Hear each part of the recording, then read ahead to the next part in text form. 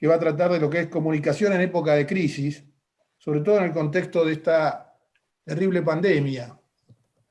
La realidad es que este tema es muy importante en cuanto a comunicación en épocas de crisis. En este caso lo estamos tratando por lo que es la pandemia, pero es importante que los establecimientos vayan pensando en tener comisiones para comunicar, ya que con los problemas legales que cada vez son más, las comunicaciones son muy importantes, y más importante es el hecho de tener malas comunicaciones. Hace poco el doctor Capulla nos vino a dar una charla al grupo de directores médicos en ADECRA y fue muy claro y explícito en esto. O sea que aprovechemos este tema de comunicación no solo por el tema de la pandemia, sino lo que significa tener un grupo bien aceitado en los establecimientos para cuando aparece algún tipo de problema como esta crisis. Quiero agradecer al doctor Guillermo Capulla, que es urólogo, diplomado en comunicaciones médicas, a la doctora Roxana Boto, genetista, periodista médica, a la licenciada Belén Igarzábal, psicóloga, que tiene también una maestría en periodismo, y a los establecimientos, como es el Sanatorio Güemes de Buenos Aires, Argentina, al Grupo San Roque de Paraguay, al Instituto Cardiovascular de Corrientes, a la Clínica Foianini de Bolivia. A todos muchas gracias, espero que les sea muy positivo y logren tener una buena percepción de este taller. Muchas gracias, así que Ricardo, adelante. Bueno, gracias José. La idea gracias a todos los que están presentes, la idea o el formato de la actividad va a ser la siguiente. En una primera parte yo les voy a hacer algunas preguntas que han ido circulando en los foros y en nuestra vinculación que tenemos permanente con los establecimientos a los tres comunicadores invitados, ¿sí?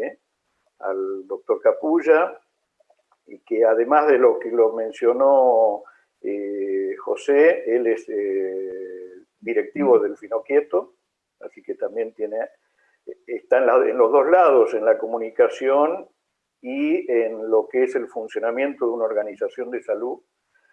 La doctora Boto, que ya también la presentó el doctor Batistón, que además es integrante de la comisión directiva de la Sociedad Argentina de Periodismo Médico, y la licenciada Belén Igarzábal, que es la directora del área de comunicación y cultura de la Flaxo.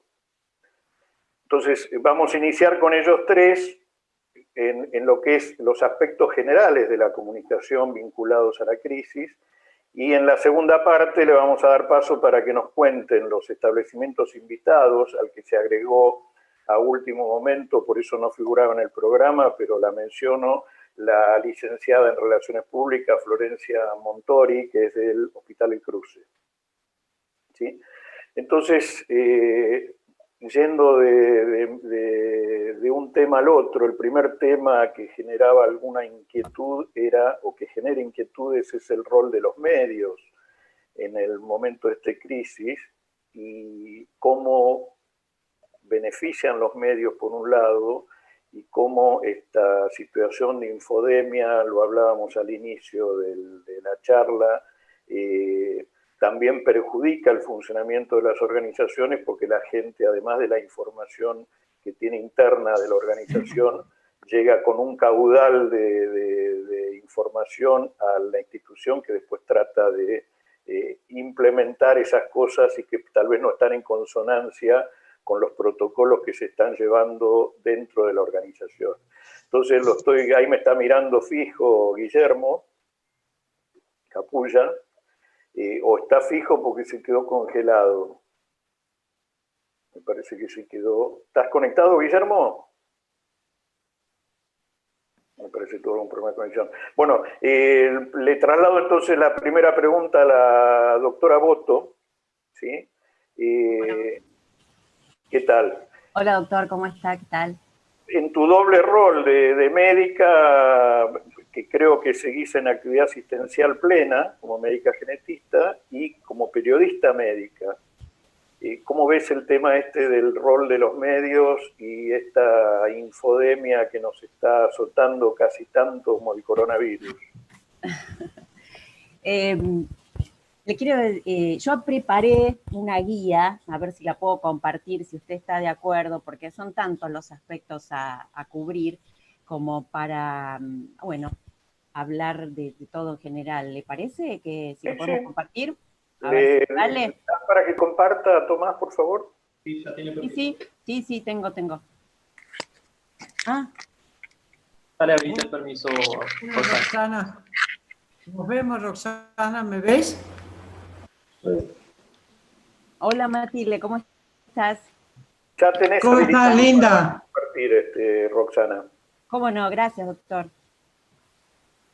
Vamos a ver, que todos somos nuevos en esto del Zoom. Presentación, aquí, vamos a ver. Ustedes me dirán si se ve. ¿Sí? ¿Se ve? Sí, ¿Se sí, ve? perfecto. Básicamente armé esta guía a modo personal, ¿no? Como para tratar de no, es tanto lo que hay para decir como estábamos hablando, del rol de los medios frente a esta epidemia. Pero sin duda tenemos los comunicadores de la ciencia, los periodistas médicos, un rol por demás importante, ¿no es cierto? Sin duda, trabajamos conjuntamente y somos una herramienta sumamente valiosa para la salud pública, desde informar, involucrar a las personas, incidir inclusive hasta en su comportamiento y así evitar que se propague la enfermedad. Somos un nexo, ¿no?, entre el experto y, bueno, el público. Así que sin duda somos una herramienta valiosísima para la salud pública. Yo creo que cuando se llegue a comprender eso, los periodistas y los que estamos involucrados en la comunicación de la ciencia tendremos el lugar que corresponde. Como les decía, sin duda es importantísima nuestro rol y juega una ayuda inmensa a la hora de impartir objetivos y consignas, ¿no es cierto? ¿Cuáles son los desafíos que como comunicadores tenemos durante una epidemia? Sin duda, la primera, enfrentarnos a la incertidumbre del público, sobre todo en una pandemia de estas características, y sobre todo en un momento en donde la información cambia constantemente y la evidencia científica es un momento en donde ustedes sabrán, como médicos, científicos o gente que se mueve en el ámbito de la ciencia, que como nunca se está viendo las noticias de vacunas, drogas, sin haber pasado por todos los estadios correspondientes al ensayo clínico. Se está dando informes desde ensayos preclínicos o drogas o vacunas que pasaron, no llegaron a la fase de comercialización, estando en fase 1, fase 2 de ensayos clínicos. Entonces, en ese aspecto hay que ser muy prudentes como comunicadores. Hay un alto interés del público, es algo que afecta obviamente a muchísimos y a todos, a todo el mundo, y hay muchos voceros, mucha gente hablando, opinando, no siempre son voces acreditadas, y por sobre todas las cosas, bueno, hay una percepción diferente de los hechos desde que parte del experto, ¿no es cierto?, hasta el público. Y ahí vuelvo a hacer hincapié, estamos nosotros, los comunicadores de ciencia, para tratar de que llegue la información lo más correcta posible. Existen muchas fuentes de información, desde que empezamos a formarnos en esta área, se nos dice de la importancia de chequear las fuentes, de permanentemente buscar fuentes confiables por sobre todas las cosas. Y no es eso lo que estamos viendo últimamente, ¿no? O prácticamente desde el inicio de la pandemia. Como les decía antes, la percepción de riesgo es distinta desde el experto, que lo habla desde su lugar de persona entrenada, con conocimiento científico, y para el público que le llega y lo va a tomar desde diferentes ámbitos, donde ahí también va a pesar mucho, bueno, aspectos de su vida, ¿no es cierto? Entonces, hay que ser muy, muy cautos en ese sentido. Otra de las cosas, a ver, ¿qué pasa? ¿No me pasa? Ah.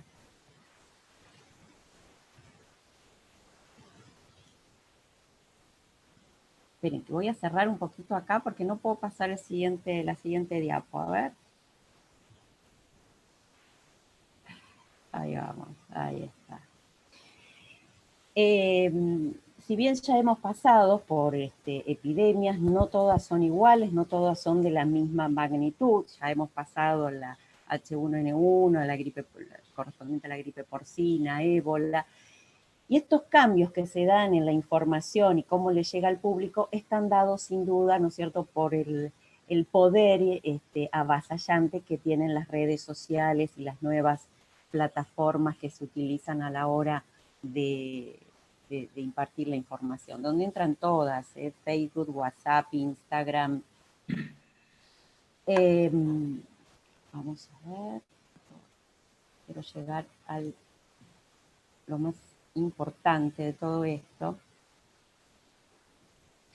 A ver si Tomás anda por ahí, me ayuda.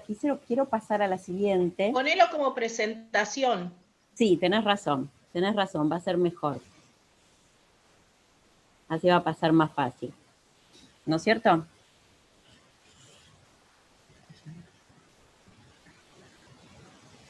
Entonces, como comunicador, gracias por el consejo. Estamos aprendiendo todos con Zoom, ¿no es cierto? Entonces, como comunicadores y para mantener la confianza del público, es importantísimo remitirse a fuentes confiables, fundamental, voceros creíbles con conocimientos técnicos científicos, evitar por sobre todas las cosas sumarnos a rumores que no estén chequeados permanentemente, ¿no? Estamos bombardeados de información que nos llega, ya sea a grupos personales o a grupos de trabajo, para evitar justamente este tema que se ha impuesto junto con la epidemia, que es el de la infodemia, que ya lo citó el director general de la Organización Mundial de la Salud en una reunión de seguridad en febrero de este año, donde establecía que no solamente estamos luchando contra una epidemia, sino también contra una infodemia. Y lo que hace la infodemia básicamente, ante crisis de salud, hace que esta sea más difícil de controlar. Ustedes saben que la Organización Mundial de la Salud ya había hablado de infodemia en epidemias anteriores, en la de la gripe porcina, por ejemplo. Sin embargo, nunca había tomado la dimensión que tomó en esta pandemia. Y sin duda, las redes sociales y todo lo que son las nuevas plataformas tienen muchísimo, muchísimo que ver.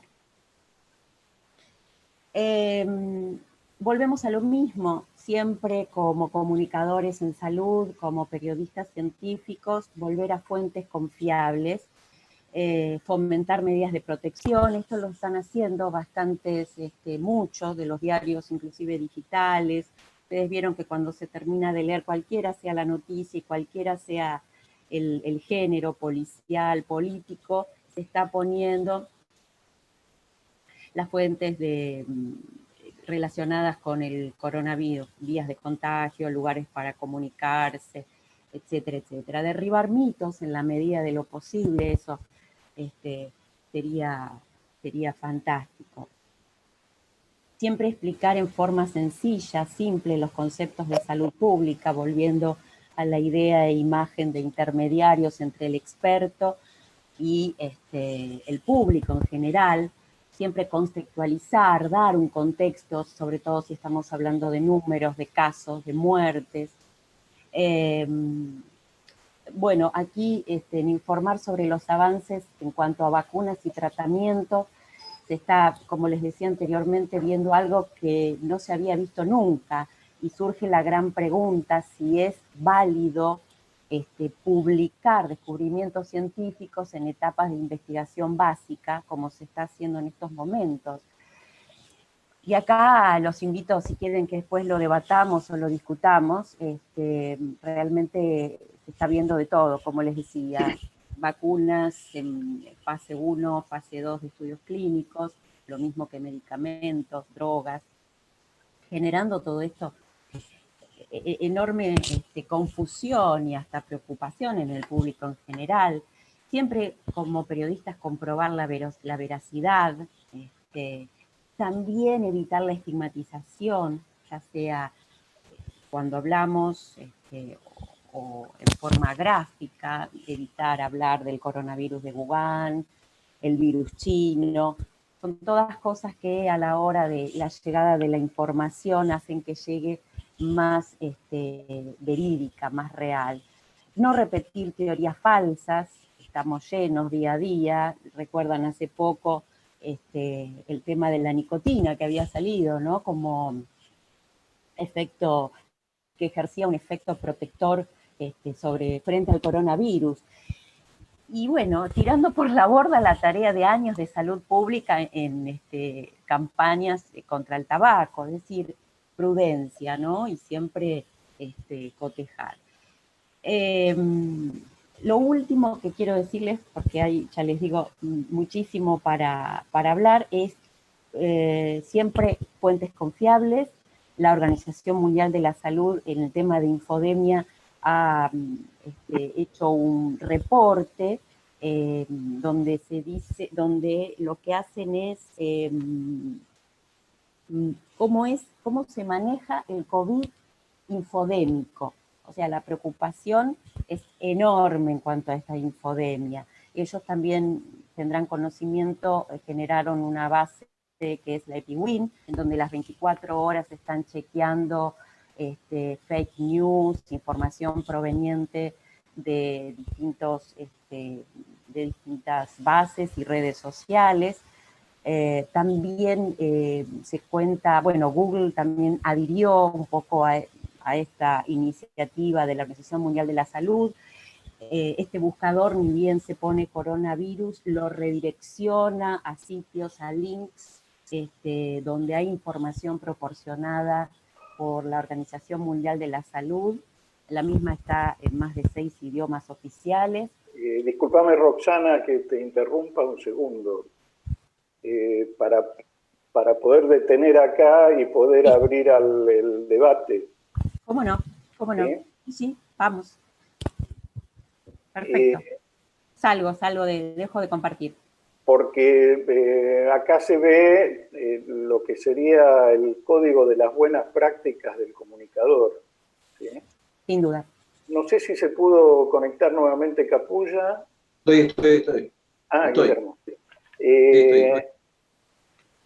Lo que estamos, yo ya particularmente trato de no prender el televisor y no escuchar noticias, salvo una vez al día, 5 minutos, para ver si cambió el mundo, y trato de no intoxicarme con la información, porque si no uno se vuelve adicto a estar viendo estadísticas todo el día. La pregunta es, y que la hacía alguien recién en el chat, la hacía Margarita, ¿cuál es la diferencia entre comunicador médico y médico comunicador, o comunicador científico y científico comunicador? Porque lo que estamos viendo es que están apareciendo, sobre todo en los medios de difusión masiva, dos tipos de comunicadores: los que están siguiendo protocolos y que tratan de llevar a un lenguaje simple lo que está aceptado, lo que está protocolizado, y hay otro grupo que me parece que son más los comunicadores o los científicos comunicadores, que en realidad son lo que decían recién Roxana, que comunican el último paper o lo último que salió, o lo que a ellos les parece, o lo que hablaron en el hospital a la mañana. ¿Cómo se puede hacer para que esto Guillermo no sea perjudicial para la gente y directamente para los establecimientos de salud que después reciben toda esa información, que además hay que luchar contra esa información. ¿Cómo se hace vos que estás de los dos lados? Estás en los medios y estás en el establecimiento de salud.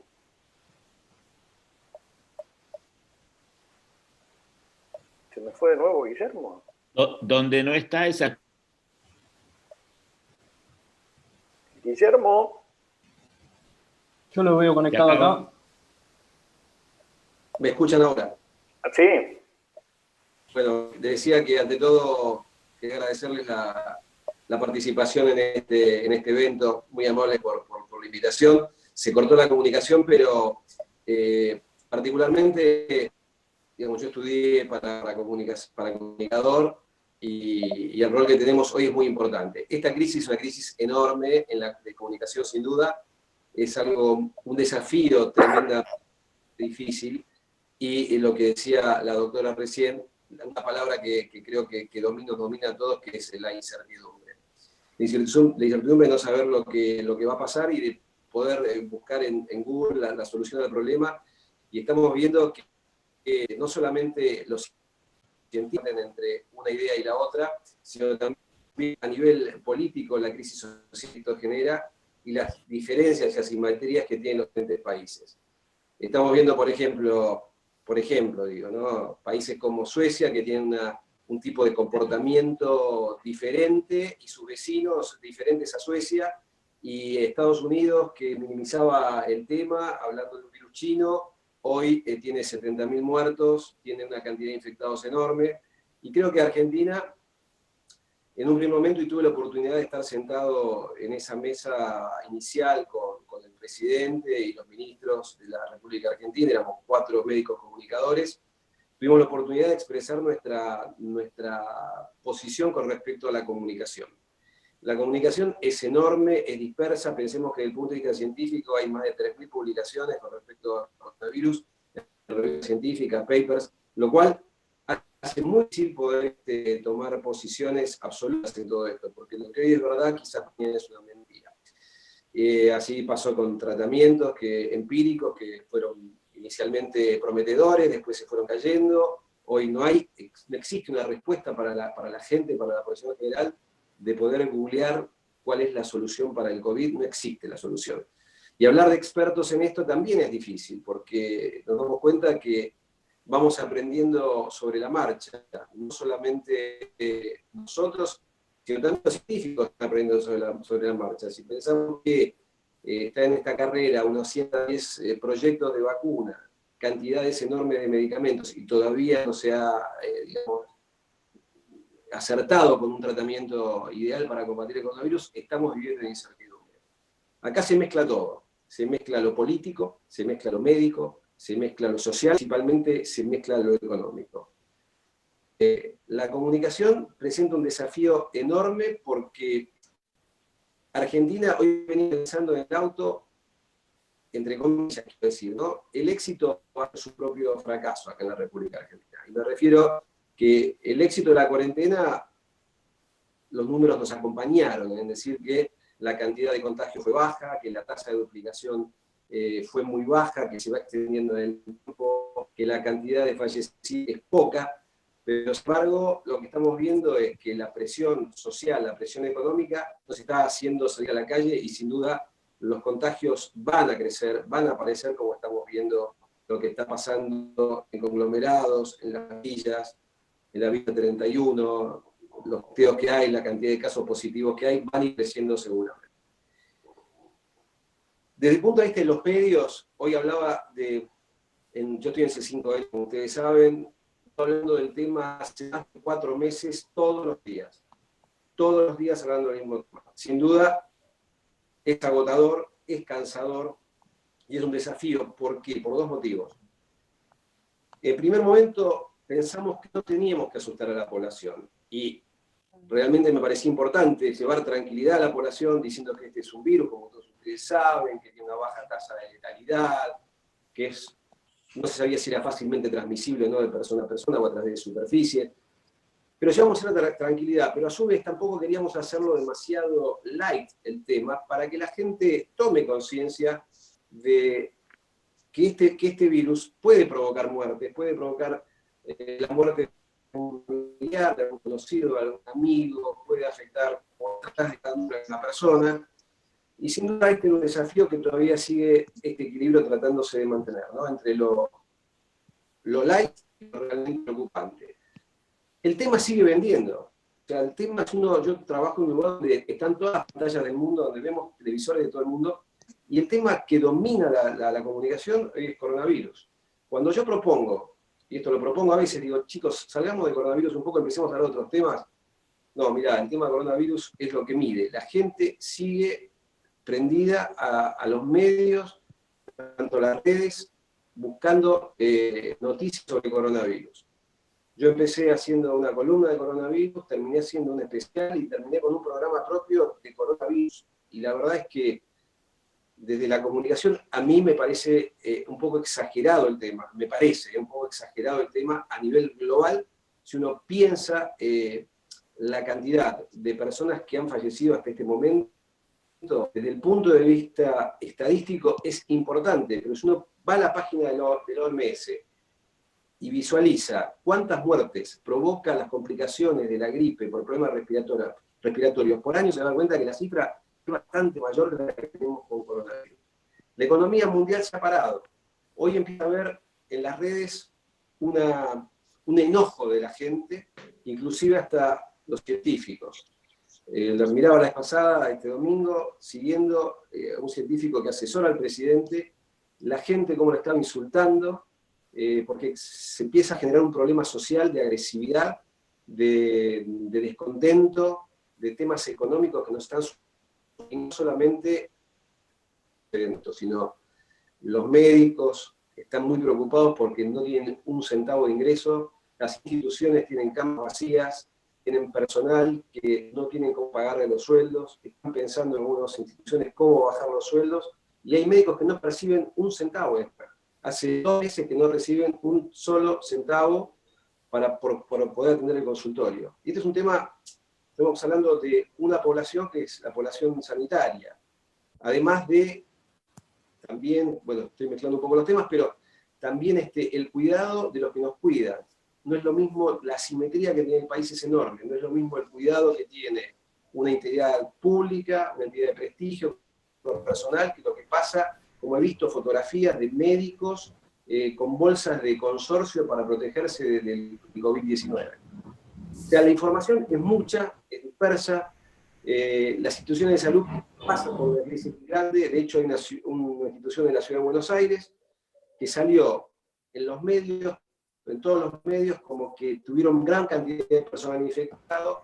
Esa institución lo que hizo fue, por un caso que tuvo una paciente, hizo para todo el personal y encontró más de 30 casos. Pero la falta de comunicación y de buena relación con los medios hizo que esa institución sea la imagen de lo negativo, de lo que puede pasar en la institución de salud y pasar en la Ciudad de Buenos Aires. Y cuando uno ve a veces esa imagen de esa clínica como institución donde ha habido muchos casos, fue la institución responsable.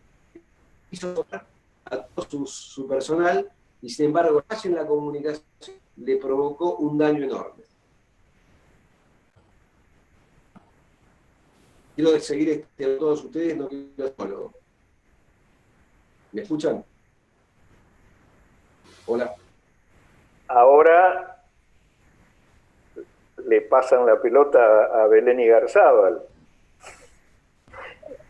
¿Cómo se maneja desde la comunicación toda esta situación de mezcla de humores y de situaciones sociales, como decía Guillermo, agregado a lo que decía Roxana de lo que serían las buenas prácticas de comunicación de los que no hacen buenas prácticas de comunicación? ¿Cómo se maneja y cómo se evita que esto en definitiva impacte sobre la salud de las personas? Bien, bueno, muchas gracias por la invitación. Es un tema muy complejo, así que celebro que se debata, y más con con todas las personas que están acá, que representan instituciones tan importantes. A ver, retomo y enfatizo muchas cosas de las que ya se dijeron, y en relación a esta última pregunta, me parece que lo que hay que tener en cuenta también es que ahora en esta pandemia o en este contexto particular, hay que tener en cuenta que las redes sociales, los celulares, internet, todas estas cuestiones hacen que todos seamos medios de comunicación también, ¿no? Porque muchas veces también estamos hablando de los medios y nuestras páginas de las instituciones, las redes sociales de nuestras instituciones, incluso las redes sociales y los espacios donde publicamos cosas como profesionales. Yo no ejerzo como profesional de la salud, aunque soy psicólogo, digo, ustedes que son profesionales de la salud, digo, hoy es un desafío porque, vinculado con lo que planteó la doctora Roxana, que por un lado, dos cuestiones que se estudian desde el inicio de las teorías de la comunicación tienen que ver con qué pasa o qué no pasa, el famoso gatekeeping se llama, qué pasa y qué no pasa como noticia. De nuevo, medio de comunicación, institución, persona, ¿no? Hablo de todo en general. Y después, ¿cómo se construye esa noticia? Entonces, me parece que todas tenemos que revisar las prácticas. En primer lugar, ¿qué pasa a la noticia? De todos los acontecimientos que, como decía Guillermo, el doctor, hay una sobreinformación y no hay tema fuera del COVID-19. Bueno, dentro de toda esa cantidad de información, ¿qué pasa? ¿Qué comunico como institución? ¿No? O como medio o como persona. Bueno, primero eso. Y segundo, después, ¿cómo construyo la noticia? Y acá pongo y subrayo cosas que decía la doctora Roxana, ¿no? Bueno, las fuentes, los datos, comunicar simple también, porque cuando comunicamos de manera muy técnica, muy complicada para un público más amplio, también alejamos a esa persona. Esa persona va, ahora más en momentos de crisis y de incertidumbre, aumentan la cantidad de búsquedas de información. Como instituciones o como personas de la ciencia es muy importante comunicar de manera fácil, de manera amigable, con datos certeros, por supuesto, pero de una manera clara, con gráficos, con información que sea accesible. Y quiero sumar dos cuestiones a esto que ya se habló, que es también el tema de las fake news tan famosas ahora de que se habla y el tema de las burbujas de información.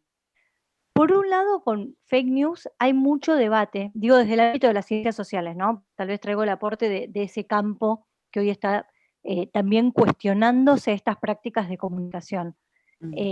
Por un lado, en relación a las fake news, hay dos posturas. Por un lado, que construyen opinión pública, que transforman realidades, y por otro lado, que se vincula con este segundo concepto de las burbujas de información.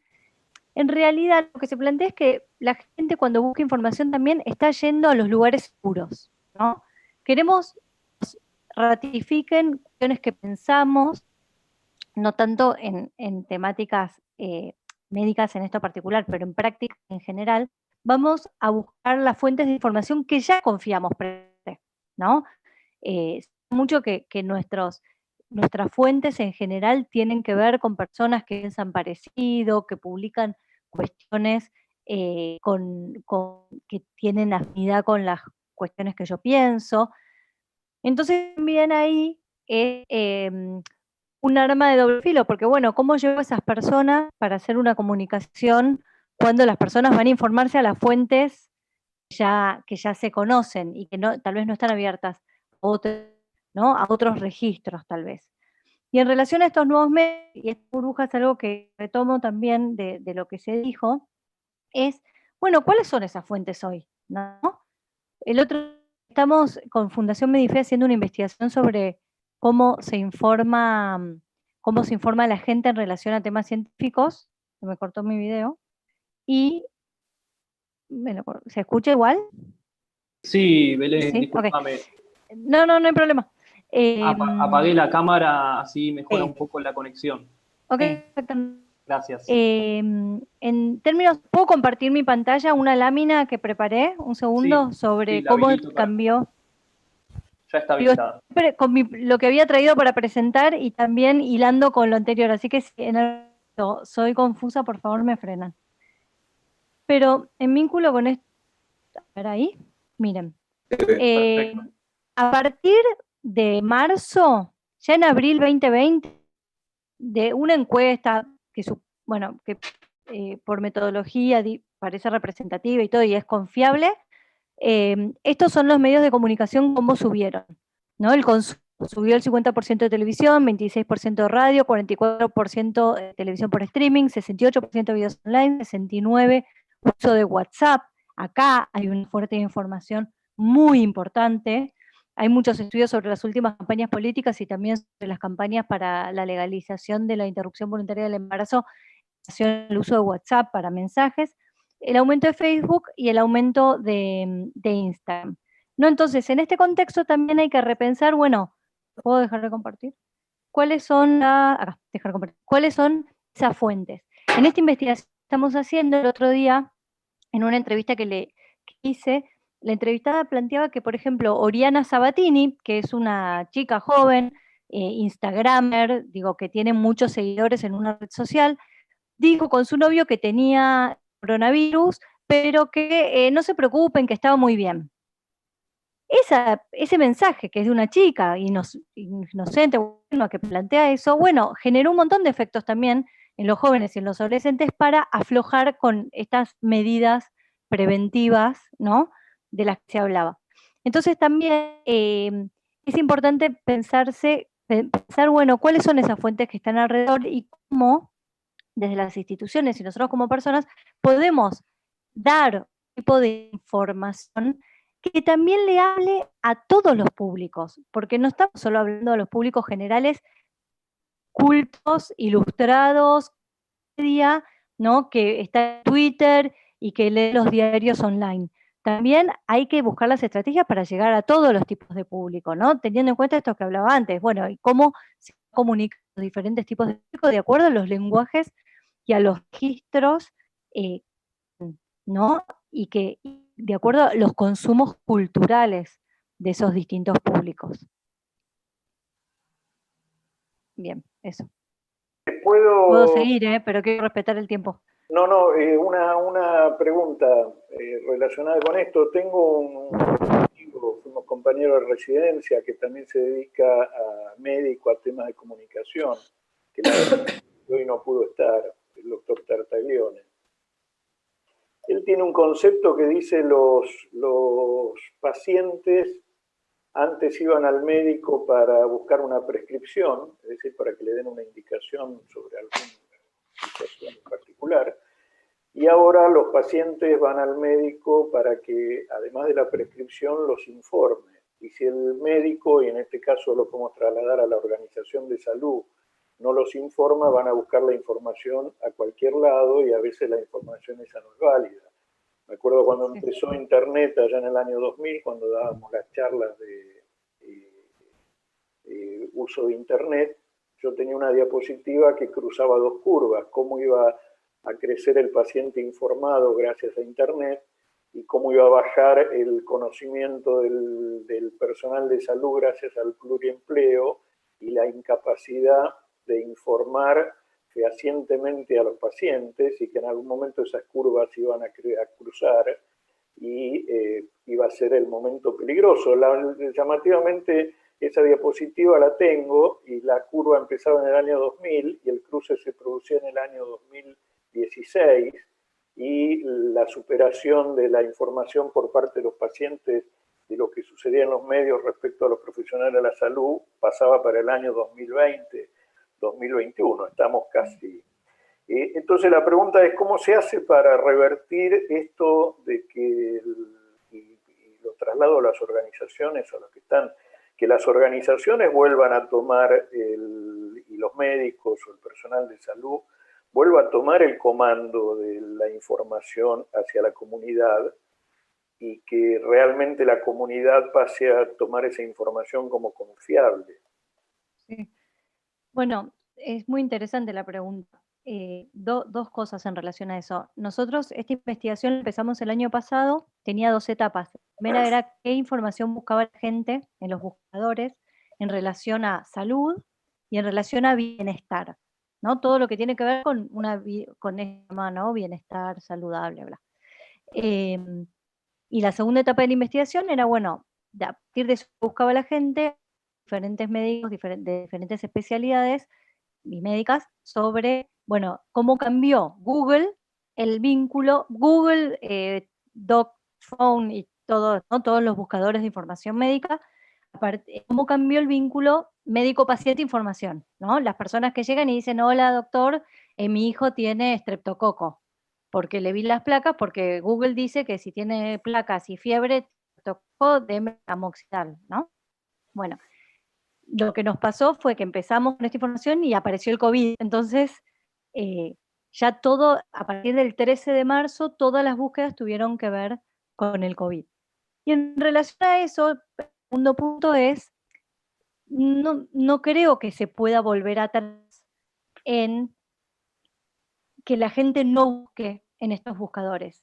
Estamos haciendo de búsquedas. Después cuando tenemos este informe se los voy a compartir por si quieren, porque es muy interesante rastrear las búsquedas de la gente en relación a la salud. Y ya es cualquier palabra, Sergio Denis, salud, digo, cosas que fueron apareciendo, Oriana Sabatini, yo traje el ejemplo también. Digo, es impresionante cómo enseguida, si antes la verdad estaba en la televisión, hoy la verdad está en internet. Digo, enseguida la gente va a buscar ahí una verdad, respuesta. Entonces, tal vez lo que yo recomendaría es, bueno, buscar nuevas estrategias de comunicación. Antes se creía que la filosofía era aburrida y Darío Stanriver tiene conferencias de 17.000 personas, ¿no? Digo, es como dentro de lo que es confiabilidad, las fuentes confiables, estrategias de llegada a la gente, pero de nuevo, como decía antes, a partir de los registros y los lenguajes que hablan los diferentes públicos. Bisotti haciendo un TikTok llega a más gente, a más jóvenes que la página web del Ministerio de Salud, a la que tal vez los jóvenes nunca en su vida vayan a buscar información. Digo, no creo que cambie eso, o por ejemplo en los programas de televisión con comunicación atractiva, digo, tal vez no cambie eso, pero sí se puede lograr una confluencia entre fuentes verificables, fuentes certeras, fuentes con evidencia clínica y evidencia científica, con formas de comunicación actuales, atractivas de diferentes registros. Bien. ¿Puedo hacer una acotación, Ricardo? Sí, José, por supuesto. Pero sin trabajo si no te dejo. Yo quiero aclarar de los resumen de lo que se habló hasta ahora, en que hay algo que es fundamental y que en algunos casos no se aplica, que es lo que es responsabilidad. Hay una psicosis que provoca una hiperactividad en una carrera a ver quién consigue la primera novedad. Lo que yo siempre llamo el minuto de gloria que buscan las personas o los grupos. Esto puede ser positivo o negativo. Lo importante es buscar un equilibrio, y ese equilibrio es la base de la actual, ese equilibrio para evitar la presión social y las presiones económicas. Pero el minuto de gloria que quieren tener, sobre todo en todos los foros, chats, debates, donde suben y vuelven a subir varias veces el mismo tema, y entonces se hacen preguntas hasta muy tontas, es un poco lo que tenemos que tratar de evitar de lo que es una pandemia.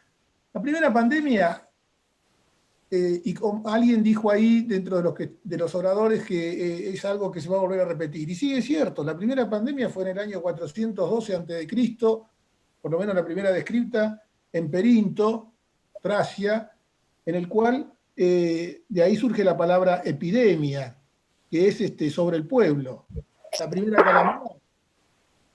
En el Camerón, Boccaccio habla de la mortal pestilencia, en el cual aconsejaban a encerrarse, evitar parientes y el contacto entre los ciudadanos. Entonces, es algo que mucha gente, sin darse cuenta, provoca más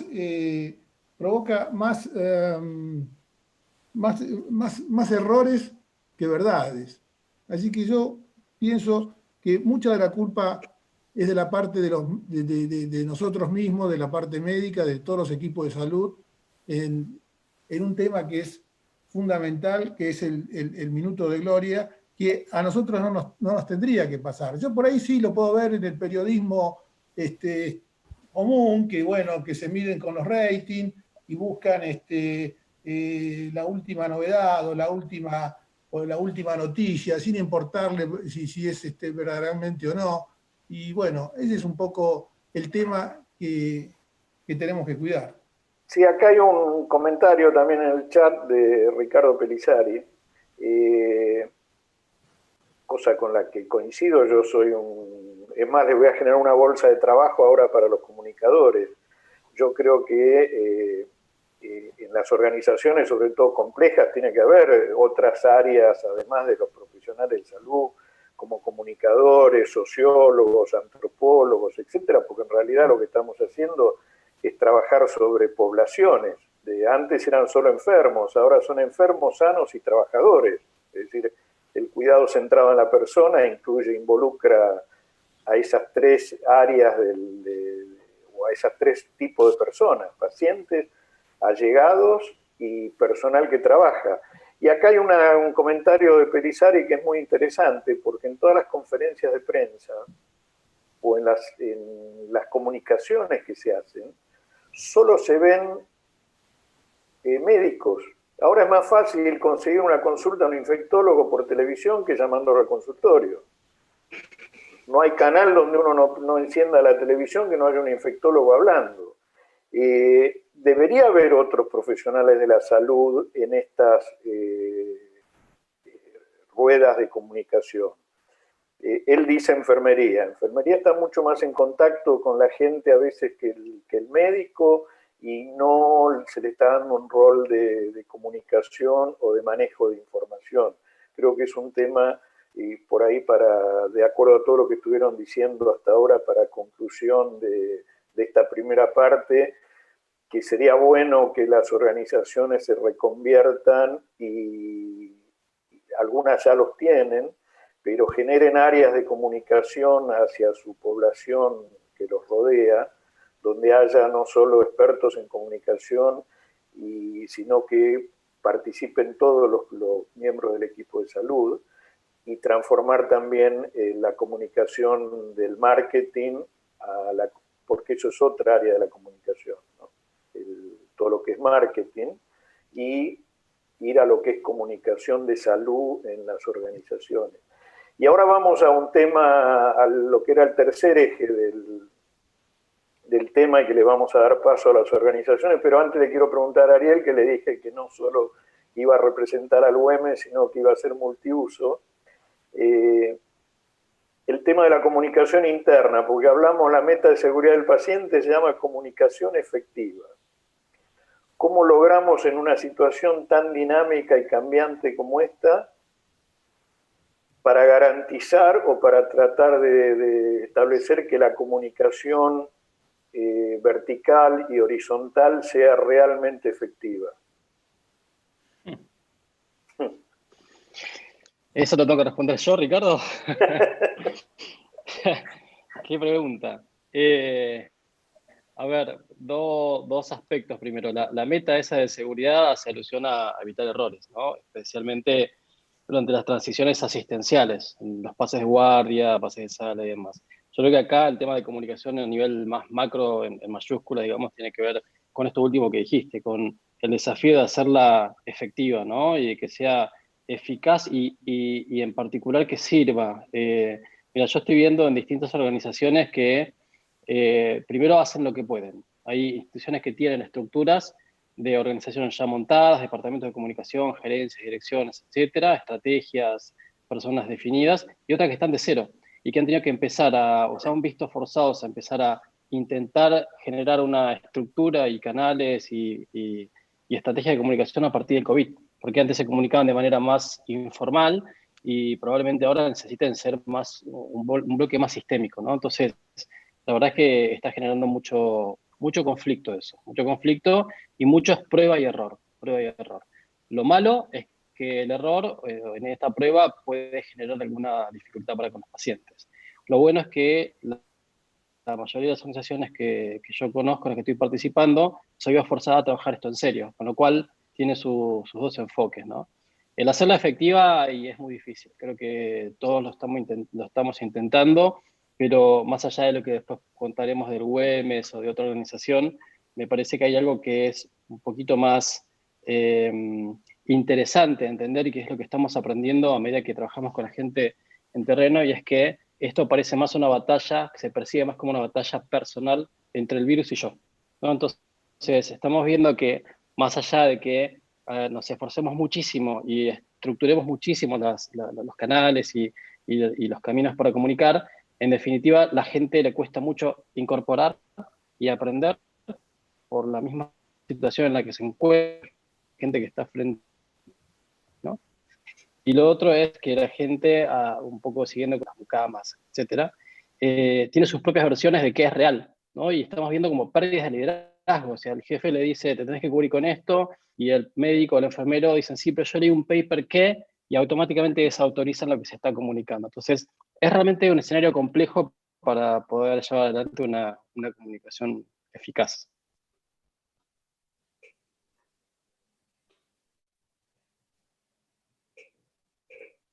Ya que tomaste la palabra y andaba Gabriela por ahí, ya ¿por qué no nos cuentan un poquitito qué estrategias de comunicación desarrollaron en el WEMES, ya sea para comunicarse con su población blanco y para la comunicación interna? Bueno, perfecto. Gabriela Paisa, doctora Gabriela Paisa, ella es asistente de dirección, así que con ella vamos a contar un poquitito lo que estamos haciendo en el WEMES. Nos invitaron a contarles esto. Yo le voy a hablar brevemente de cuestiones más estructurales y ella va a contar las experiencias más profundas que nos mueven a estructurar esto de esta manera, ¿no? Ante todo, para el que no lo conoce, entender que el WEMES es una institución grande, tiene 650 camas aproximadamente, son 3.000 empleados, hay 5 direcciones, una dirección médica, de enfermería, de operaciones, de capital humano y de finanzas, más una dirección general, con lo cual imagínense que si hay algo complejo que hacer en esa institución, entre otras cosas, es comunicar, ¿no? Y llegar a todos, más en estos tiempos donde todo es tan cambiante. Lo otro es entender que el WEMES es una de esas instituciones que no empezó a estructurar sus planes y estrategias de comunicación a partir de COVID, sino que viene trabajando hace mucho tiempo y de manera muy certera con distintos esfuerzos o enmarcados en mejorar la calidad. Saben que el WEMES acreditó con ITAES hace un tiempo atrás, hace un año y medio, entonces ya habíamos desarrollado una serie de estrategias que venían rodando desde antes. Con ITAES empezamos como a pulirlas mejor. Desde allí se fortalecieron los canales de comunicación que estaban establecidos previamente. Una de las direcciones es la dirección de capital humano, que tiene equipos profesionales y estrategias bien marcadas para bien llevadas adelante para la comunicación, con canales definidos, etc. Tenemos un departamento de diseño, o sea, hay una agencia de comunicación, o sea, tenemos toda una estructura armada que ayuda a la gran estrategia del arte y la ciencia de comunicar. Y a partir de ITAES, es importante entender esto, se creó una fuerza de trabajo mixta, multidisciplinar, que dimos por llamar EMIS, que son los equipos, o es el equipo de mejora institucional. De alguna forma son las fibras de todo el enfoque del despliegue de la calidad que tiene la organización, y ellos, allí hay médicos, hay enfermeros, hay bioquímicos, hay arquitectos, hay camilleros, hay de todo, ¿bien? Pero ellos tienen como un enfoque bien claro que es básicamente mezclarse entre la gente, ¿bien? O sea, esos son transversales a la organización, trabajan, cada uno de ellos es un profesional, un colaborador que trabaja en sus actividades, pero además de su rol principal, tiene este rol secundario de EMI, y son reconocidos en la institución como los transversales de la institución que llevan y traen, ¿no? Esos son los que generan un feedback más formal en todos los sentidos, de las direcciones hacia las áreas y viceversa. Cumplieron un rol muy, muy importante para la acreditación. Ellos, de alguna manera, son unos 50 personas, movilizaron a la gente de las áreas y nos permitió, a través de esta estrategia, poder llegar mucho más rápido a los servicios, tratar de cambiar conductas, culturas y demás. Cuento esto porque es algo en lo que nos hemos apoyado en esta etapa. A partir de la pandemia, se readaptaron un montón de estrategias y equipos de trabajo. Dentro de ellos se creó, como muchos de ustedes, un comité de crisis, bien, que está integrado por todas las direcciones. De ese comité, hoy se despliegan 5 grandes equipos de trabajo, que son los que definen táctica y técnicamente cómo nos vamos a ver con todo, bien, con todo lo que es el uso racional de los equipos, con comunicación interna y externa, etc.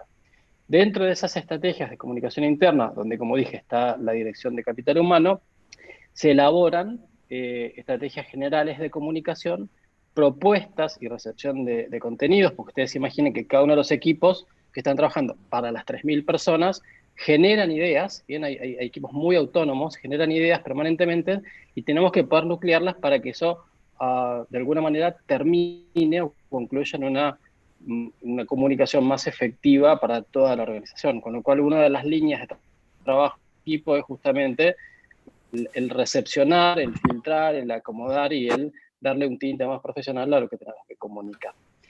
Por supuesto que se eligen los canales adecuados para cada uno de los tipos de públicos, bien, tanto si es para afuera, como para los pacientes, como para los trabajadores de la institución. ¿Me siguen escuchando? Porque tengo un cartel de mala señal. ¿Me siguen escuchando allí? Perfecto, Ariel. Perfecto. Muy bien. Sí, te escucho muy bien, Ariel. Entonces, entendiendo esto, lo que es interesante de comprender del UMS es que nos montamos sobre lo aprendido, ¿bien? Sobre la experiencia que teníamos, sobre las dinámicas de trabajo, sobre algunas estrategias que ya veníamos desarrollando, como los huddles, ¿bien? Que son pequeñas reuniones de poco tiempo, transversales a propósito de un enfoque más por procesos, ¿bien? Entonces veníamos entrenados ya con los semis, con los huddles, con reunirnos, con generar piezas de comunicación y demás. Entonces, a partir de aquí hay, como en términos de comunicación, 3 grandes nichos de trabajo. La comunicación externa, para la cual tenemos gente que trabaja y genera contenido para la página web, con un sector específico de COVID para la población en general. Bien, trabajamos, por supuesto, también con una agencia de comunicación, y tenemos un responsable de comunicación con los medios, que está designada, que es la doctora Gabriela Pais, que está aquí, que ahora les voy a contar un poquito más, que ella es miembro de la dirección y tiene una amplia experiencia en comunicación social de contenidos médicos. Bien, ella ha estado en programas televisivos y demás, con lo cual tiene manejo de los medios y esto es importante destacar. Porque una de las cosas relevantes a entender en esto es que no es fácil pararse delante de las cámaras y poder argumentar alguna cuestión que está sucediendo en los adentros de nuestra organización, con lo cual la persona que esté designada para esa posición tiene que tener o entrenamiento o experiencia, ¿verdad? Algo interesante que surgió a partir de muchas horas de discusión y de organización del equipo de crisis, este equipo de dirección se reúne 2 veces al día, bien, por la mañana y por la tarde, y una de las grandes líneas que se desarrollaron a partir del uso eficiente de los EPP, de los elementos de protección personal, y del riesgo que tenemos para con nuestros profesionales, es tratar de disminuir los contactos con el paciente que lo merite, ¿no? que lo permita. Entonces, estas ideas que van surgiendo desde otras experiencias nacionales e internacionales de acotar los contactos o de resumir o reunir en un profesional distintas prácticas, es decir, si el médico entra a revisarlo, ya que entra a revisarlo, que le ponga el termómetro. Bien, si la enfermera entra a higienizarlo, ya que entra la bandeja de comida. ¿Me explico? O sea, cuanto menos gente contacte al paciente, menos errores en la colocación y quitado de los EPP, menos exposición, etc. Y una de las estrategias de comunicación que surgieron a partir de esto es la comunicación telefónica con los pacientes desde los office de enfermería. Entonces, en los pisos que están designados como COVID, hay teléfonos de la organización donde nos comunicamos directamente por un WhatsApp institucional con el paciente, médicos, enfermeros y psicólogos. ¿Bien? Entonces, estos son como contactos más indirectos, como de testeo, como una suerte de triage, ¿bien? Sigue todo bien, cómo está su temperatura, etcétera, etcétera. Y por supuesto, después tenemos los contactos persona a persona cuando lo merite. Pero digo, en términos de comunicación también esto es importante porque fortalece una de las estrategias que es la disminución del riesgo para los profesionales y el uso adecuado de los elementos de protección. Y finalmente, le quiero paso a Gabriela, en términos de comunicación para con nuestro personal y nuestros profesionales, es todo un desafío.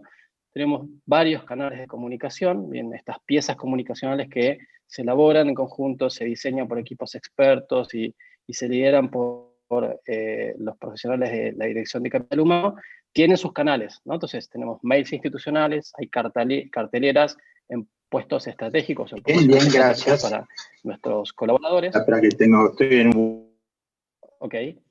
Y se ha creado un micrositio, bien, dentro de nuestra web, en la intranet, se creó un micrositio que hace las veces de repositorio de la información. Ese micrositio se puede consultar por las computadoras, nosotros tenemos técnica electrónica, o se puede consultar por los celulares, bien, con lo cual llevamos la información que se decide en el CCC, en el Comité de Crisis, a cada una de las personas a través de múltiples canales, bien.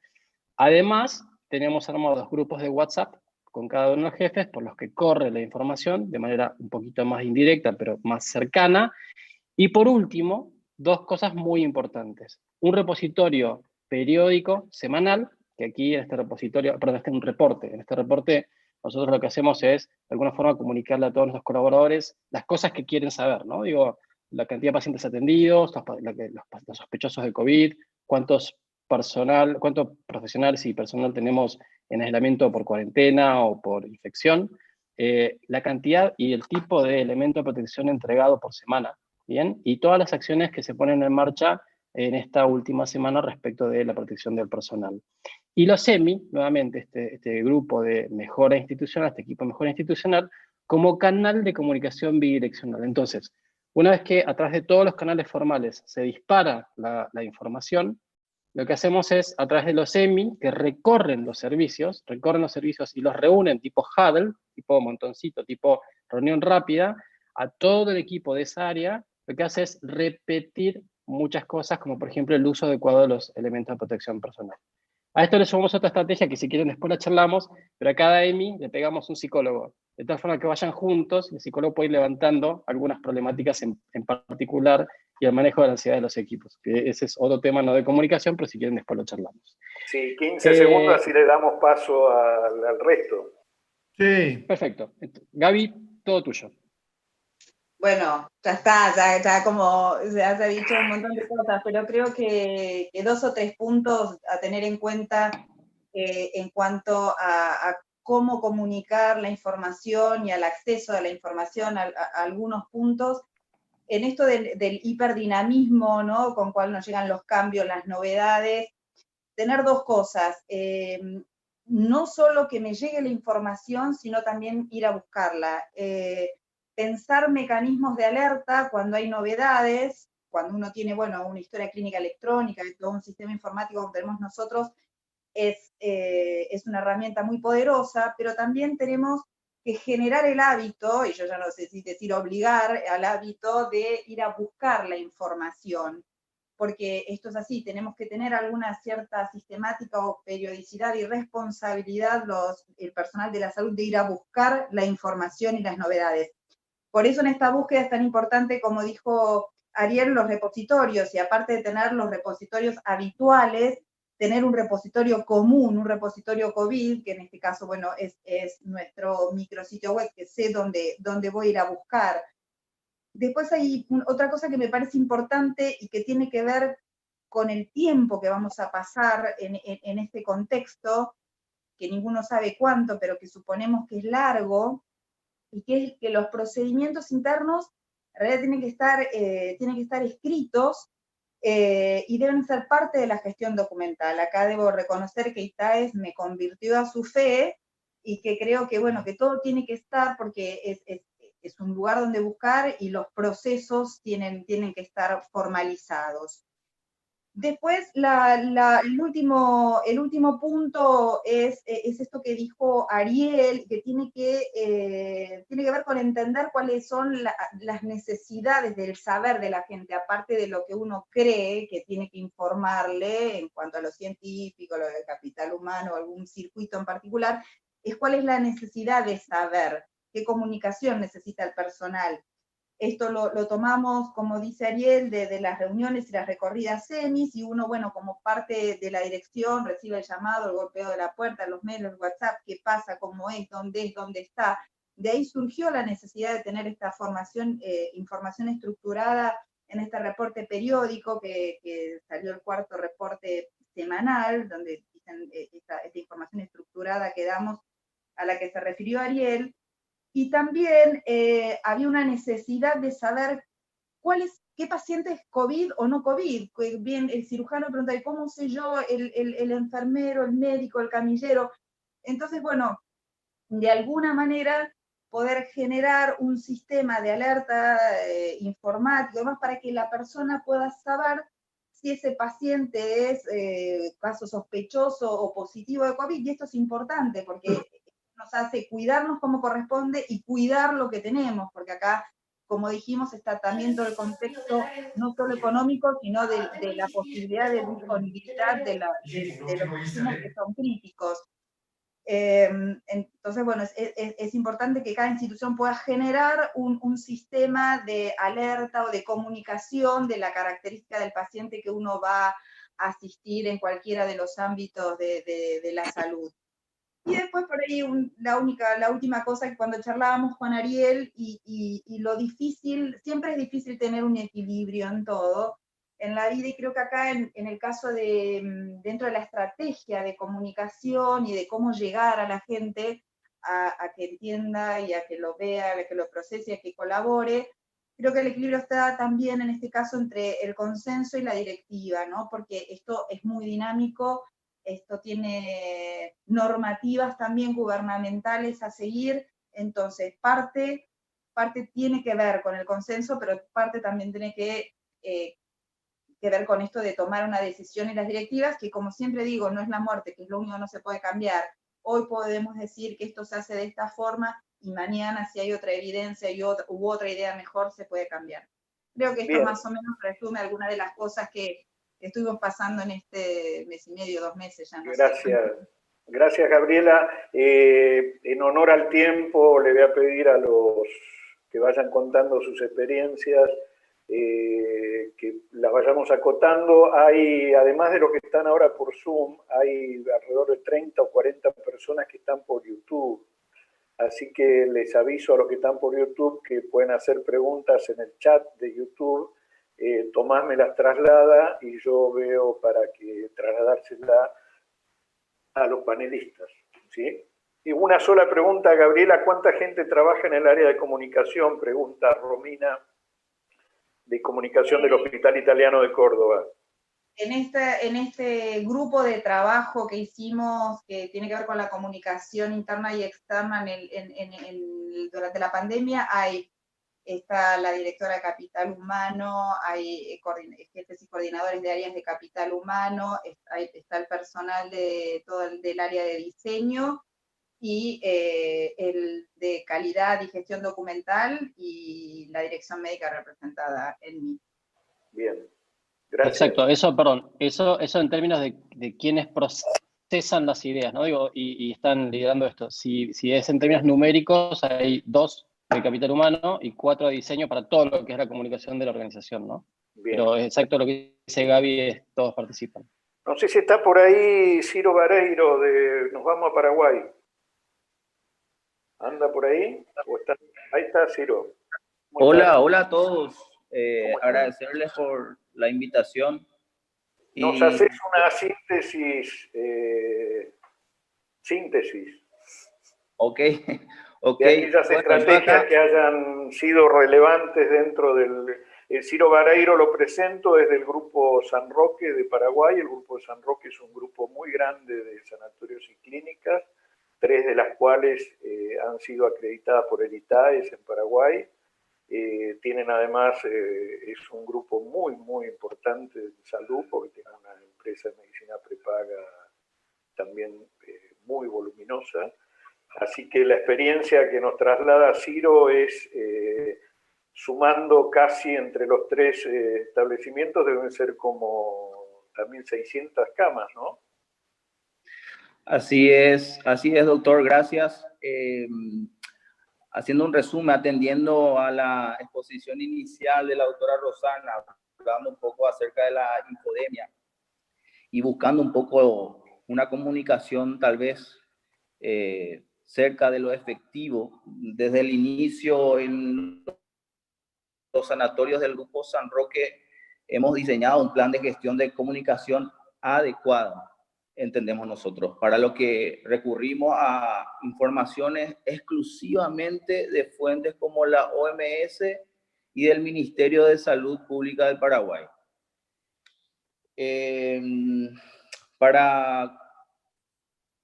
Con la comunicación con nuestros pacientes, visitantes, usuarios en general de los centros y colaboradores en general, personal de blanco y administrativos, también hemos implementado una serie de normas preventivas para evitar el contagio y por la exposición, como franjas de aislamiento y de circuitos. No sé si quieren puedo ir compartiendo algunas imágenes de lo que venimos haciendo para tanto nuestro público interno y pacientes en general. Sí, Ciro, ya está habilitado.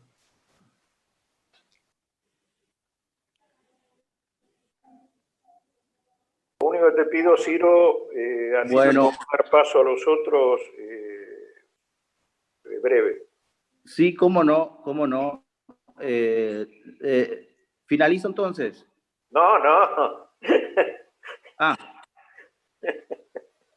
Ok, ahí envío comparto algunas imágenes, no sé si están viendo. Sí. Perfecto.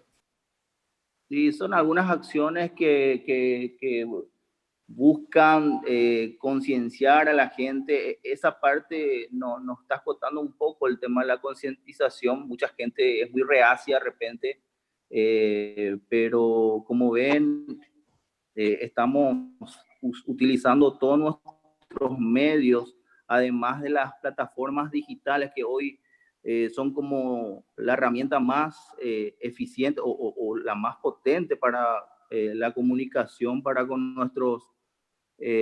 la comunidad en general, en realidad. No sé qué más. Hola. Sí. ¿Me escuchan? Sí, te estamos escuchando. Que se va la... Perfecto, y eso es todo, no sé qué más puedo compartir. Tengo una sola pregunta en lo que hace a la estrategia de comunicación interna, ya sea vertical, entre las áreas de conducción, mandos medios y el personal, y la estrategia de comunicación horizontal, es decir, entre las distintas áreas de los establecimientos, y sobre todo siempre tantos y tan grandes los establecimientos, si han desarrollado alguna estrategia en particular y cómo se comunican entre los establecimientos. Esa parte me gustaría cederle a Fabiana García, quien estaba ya practicando, para informar también al respecto. Dale, no sé dónde anda Fabiana. Sí, aquí, buenas tardes a todos, gracias por la invitación. Desde mi área, que es seguridad y salud ocupacional, venimos trabajando con los diferentes comités de seguridad de los distintos sanatorios, el comité de calidad también. Realmente es un gran desafío comunicar en tiempos de COVID porque rompe paradigmas en el sentido de que anteriormente utilizábamos las capacitaciones presenciales, salas de reuniones, lo más conocido para juntarnos y poder difundir información, ¿verdad? Hoy en día tuvimos que reinventarnos, hacer recorridos de trazabilidad diarios en los diferentes turnos, en las diferentes, ya sea fin de semana, entre semana, para poder llegar a todo el personal. Así también uno va escuchándoles las diferentes inquietudes que tienen. Al principio sí fue bastante estresante, incluso mencionaban algunos colaboradores contándoles ya nuestra experiencia en diferentes áreas, porque esto es bastante amplio, no solamente abarca lo que es el área asistencial, médicos, enfermeros, detrás están la gente de cocina, mantenimiento, lavandería, o sea, un grupo multidisciplinario que de repente está carente de una información precisa que lleva a una situación de estrés, ¿verdad? Pero luego con el tiempo, las diferentes capacitaciones in situ que requirieron muchísimo tiempo, mucho sacrificio de parte de todo lo que es el comité de calidad, que también me apoya en lo que son las recorridas con todos los colaboradores, pudimos ir transmitiendo las informaciones necesarias de manera a calmar las aguas, que se maneje la información real para poder realizar las funciones de manera adecuada y también brindar así una buena atención, ¿verdad? Porque si el colaborador de repente está desorientado, tiene miedo, no va a poder brindar una atención adecuada, ¿verdad? Desde esa teoría es que nosotros tratamos de siempre dilucidar cualquier tipo de dudas que ellos tengan, ¿verdad? Y tratar de canalizar todas las informaciones falsas que de repente llegan a ellos, ¿verdad? Entonces, es todo un desafío para nosotros. Insistimos bastante en lo que es equipos de protección personal, dependiendo al tipo de riesgo al que están expuestos. Algunos son mayores, otros son menores, ¿verdad? Ahí trabajamos fuertemente con control de infecciones, que es la palabra mayor en lo que es riesgo biológico. Así es que trabajamos muy de cerca con nuestras epidemiólogas y también con lo que es nuestra dirección médica, ¿verdad?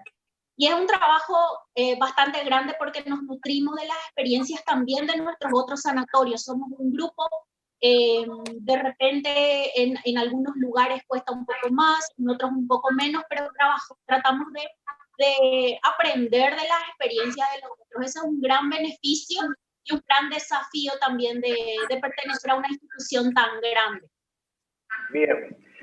Mientras viajamos de Paraguay a Corrientes, Rubén Bernuccio quería hacer un comentario. No sé si anda por ahí, Rubén. ¿Rubén?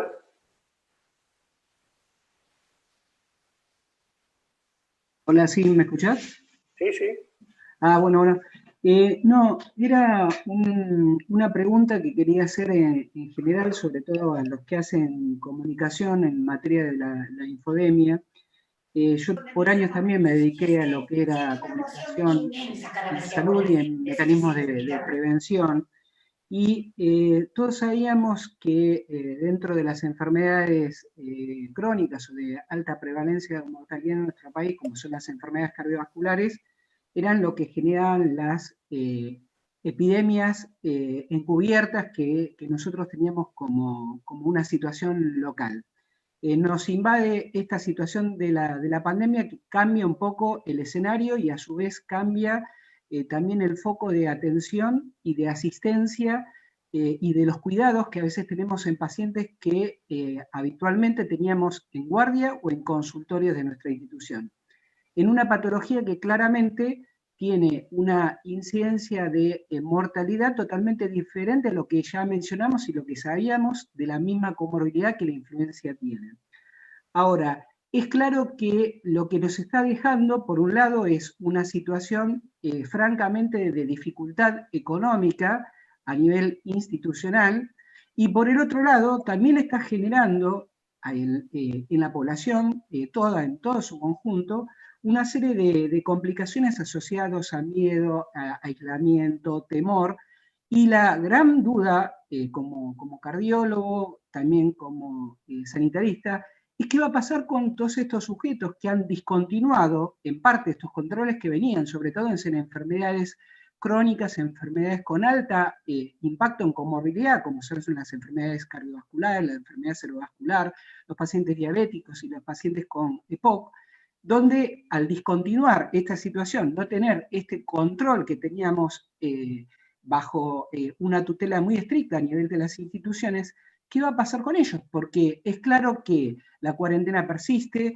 este temor se instauró dentro de la población, y captar de nuevo a esa población que antes era ávida para hacer los controles, las sugerencias y demás, va a ser bastante problemático, y me parece que es parte de esta infodemia y en algo que también el doctor Capulla aclaró, donde hace un tiempo atrás, escasos meses atrás, nuestra información apuntaba al cuidado de la salud de toda nuestra población en torno al cuidado de las enfermedades cardiovasculares, la epidemia vinculada con las adicciones y el alcohol, los accidentes, y ahora todo eso quedó desplazado en algo que tiene sí una incidencia, pero claramente que no va a tener o no tiene una vulnerabilidad sobre nuestra población en conjunto.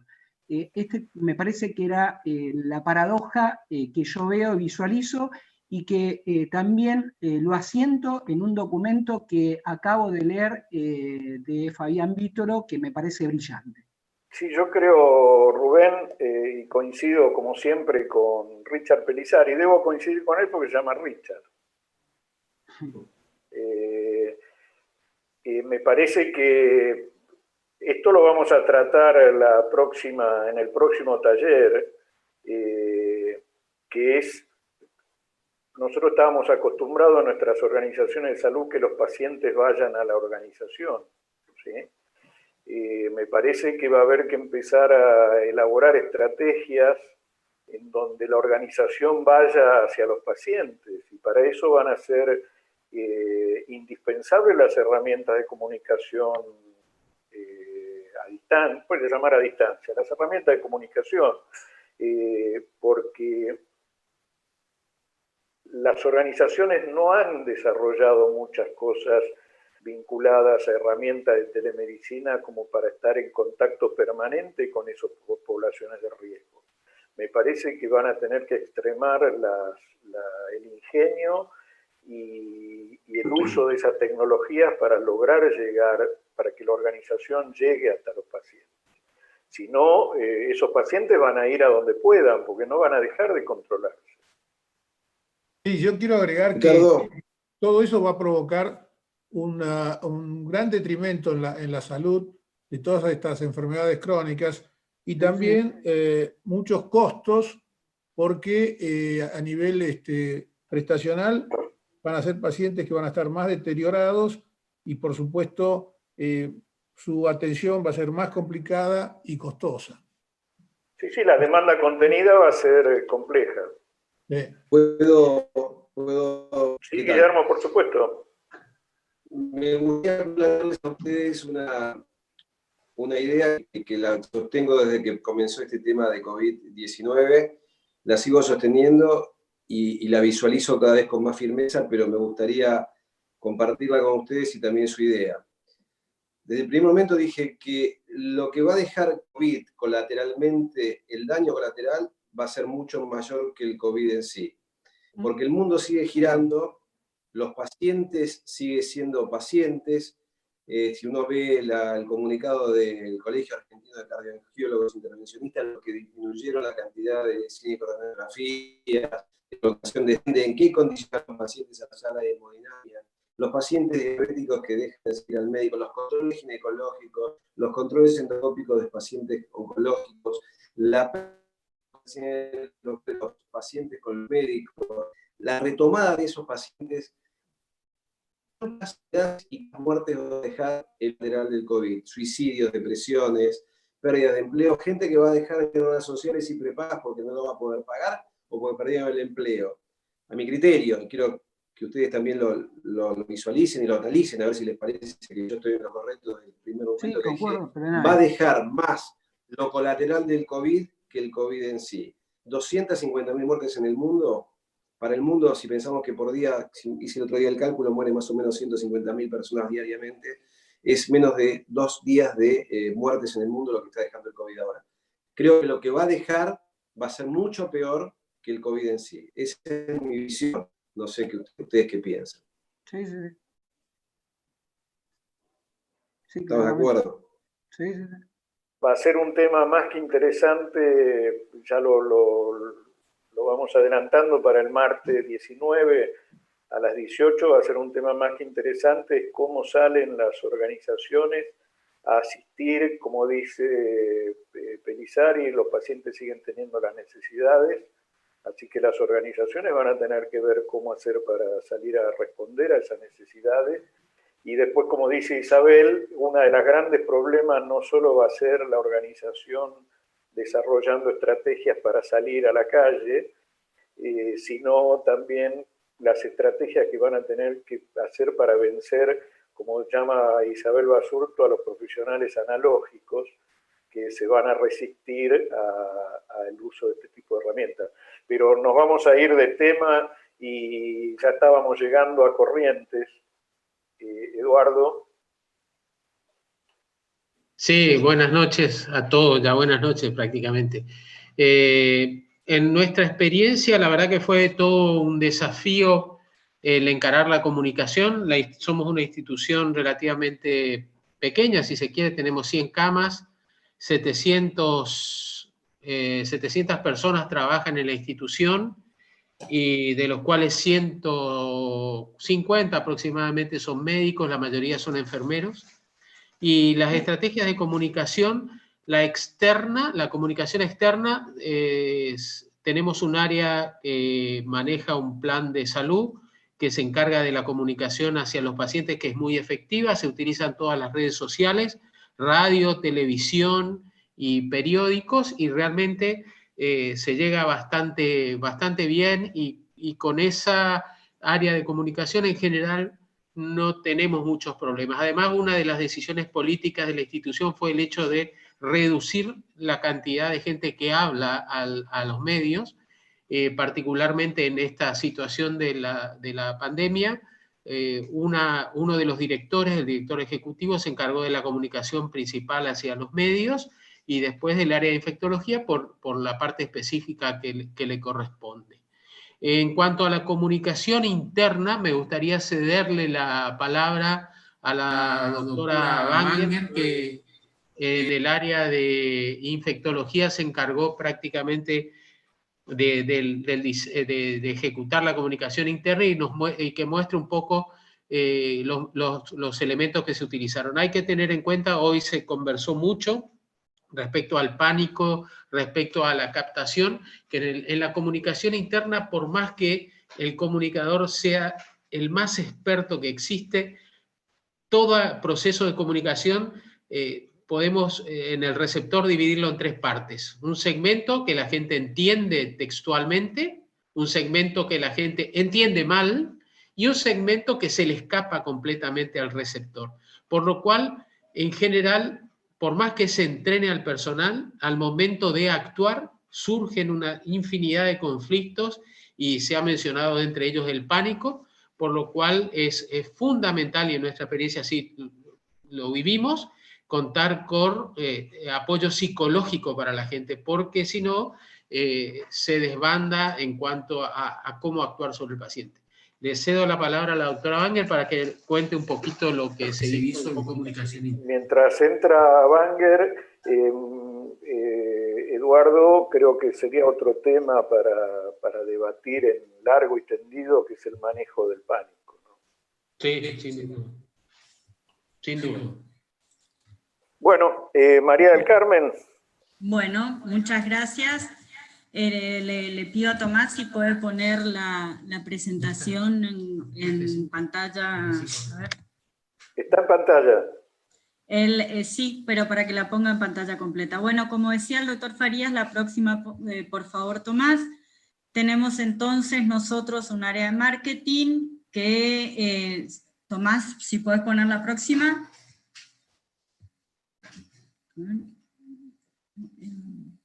¿No la estaban viendo? Solo vemos la inicial, Tomás. Quiero que pongas la número 2. Bueno, nosotros tenemos, como decía el doctor Farías, un comunicador externo que, a los fines de mantener una uniformidad en el criterio, entonces es quien hace la comunicación a los medios. Y entonces nuestro director ejecutivo es el que lo hace, es el doctor Vallejos, y él, junto con el área de marketing, hace el diseño de la comunicación para la comunidad en general. Por otro lado, ¿no estamos viendo la presentación? ¿Querés que comparta yo pantalla? Bueno, está. Bien, ahí está. Ahí le están viendo, ¿verdad? Ahí está, sí, sí, perfecto, poneme la segunda, eso. Entonces, como ustedes verán, las principales comunicaciones residían tanto a través de los medios locales, como por la página institucional en Facebook, de quédate en casa, no concurras a solicitar turno, hacerlo a través de WhatsApp, o de nuestros teléfonos, cómo iba a ser el manejo de las urgencias cardiovasculares, no dar turnos presenciales, tratar de comunicarse la mayor parte del tiempo a través de las redes. La próxima, también capacitar a las personas en cuanto a el uso de los distintos tipos de elementos de protección, ya que veíamos cómo se vaciaban las farmacias de la ciudad con barbijos quirúrgicos, que en realidad creemos fuertemente que no son para la parte social, sino para el personal de salud. Tratar de explicarle a la gente que lo que la persona debía usar para andar por la calle era el cubrebocas, y dejar el barbijo quirúrgico para las instituciones de salud, cómo gestionar los pedidos de imágenes, resonancia, tomografía, en fin, todo lo que correspondía a cada sector en particular. La siguiente, por favor.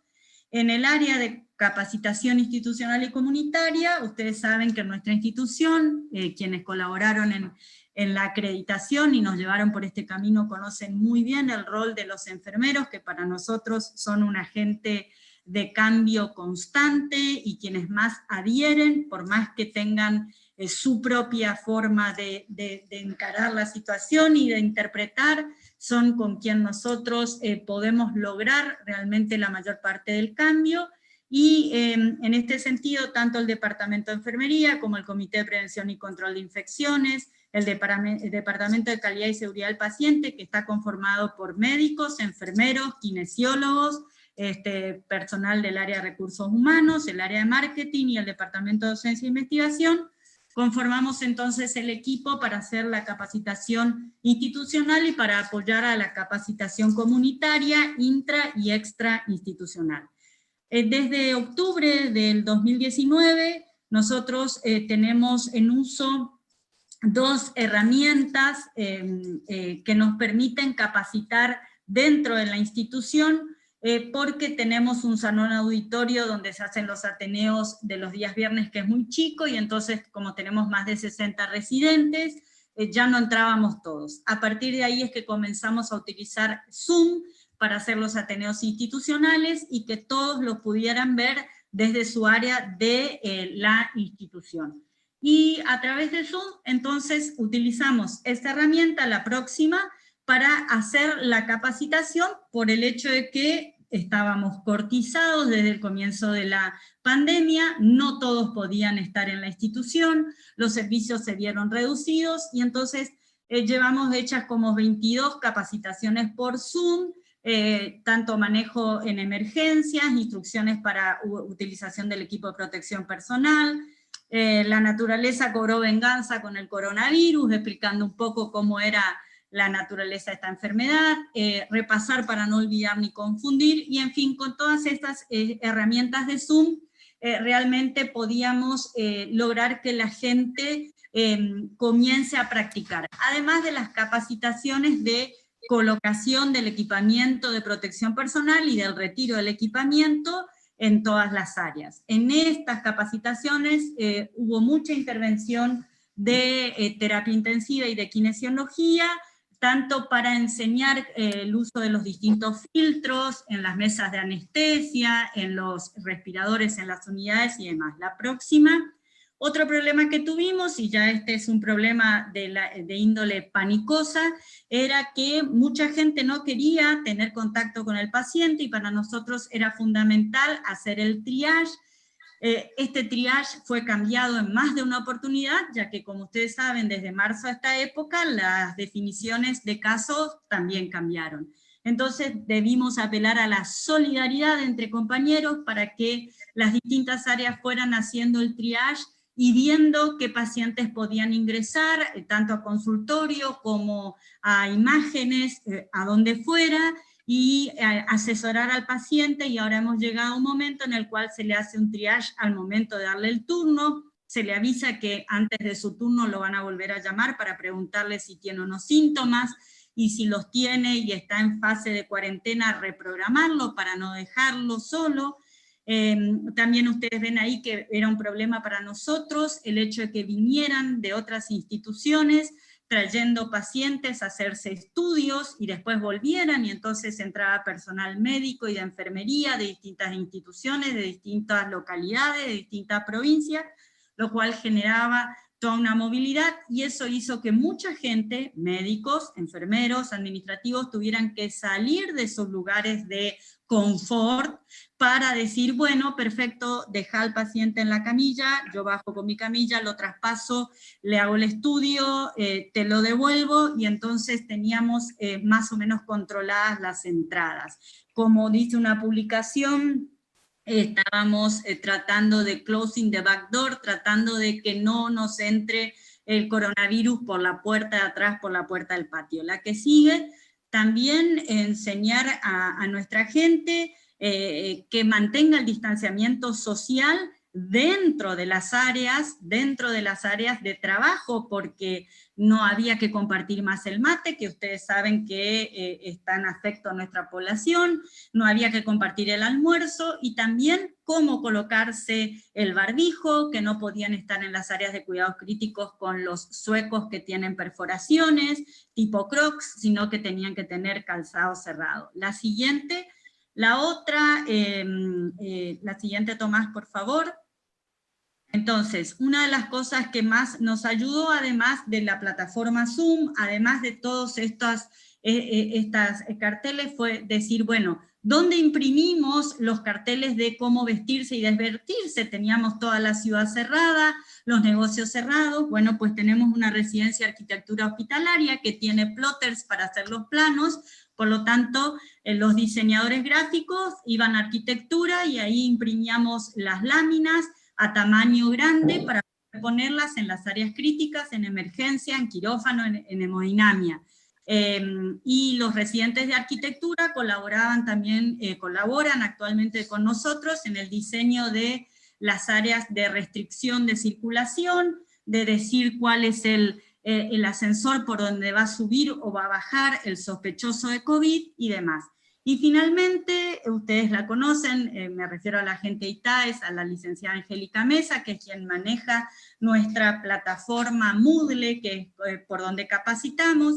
A través de la plataforma Moodle pudimos colocar los cursos, como el curso el que están viendo ahora, que son un botiquín de primeros auxilios para enfrentar al COVID, donde pusimos las disertaciones de la psicóloga y de una coaching que trabaja en la institución, acerca de cómo manejar el pánico, la ansiedad, y compartimos con todos los cursos de acceso gratuito, como el curso de la OMS, curso de bioseguridad en COVID y demás.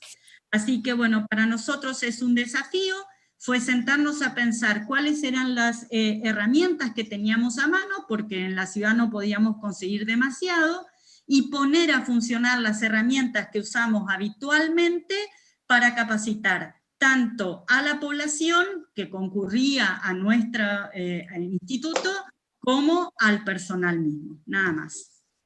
Gracias, María del Carmen, gracias, Eduardo. Vamos redondeando, no sé si está Vaca Pereira, el gerente médico de Así Nos Vamos de Corriente a Bolivia. No sé si anda por ahí. Si no, ¿hola? No, no lo veo por aquí, te iba a decir, bueno, Ricardo.